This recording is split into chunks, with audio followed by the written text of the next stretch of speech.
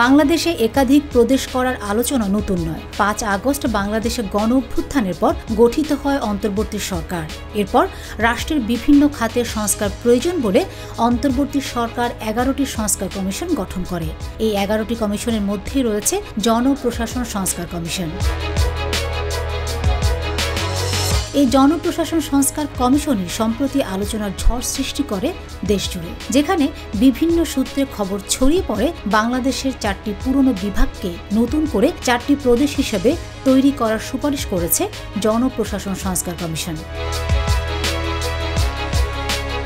এমন পরিকল্পনার কথা বাংলাদেশের অন্তর্বর্তী সরকারকে সুপারিশও করা হয়েছে। এমন খবরের পরপরই দেশ জুড়ে তুমুল আকারে শুরু হয়েছে আলোচনা। তবে এবার দেশের ৪টি প্রদেশ করার পরিকল্পনাকে বিলাসিতা বলে অভিহিত করেছেন বিশেষজ্ঞরা, যার ফলে দেখা দিতে পারে নানা মহলে কোন্দল।